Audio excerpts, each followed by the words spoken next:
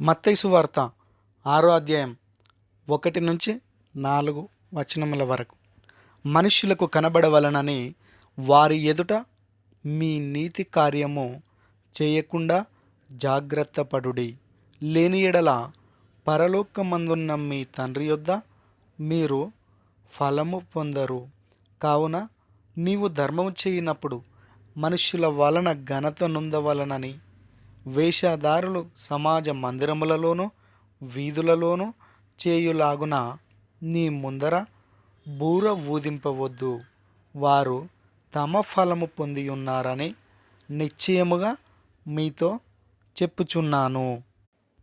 నీవైతే ధర్మం చేయునప్పుడు నీ ధర్మం రహస్యముగా నుండు నిమిత్తము నీ కుడి చెయ్యి చేయునది నీ ఎడమ చేతికి తెలియకుండవలెను.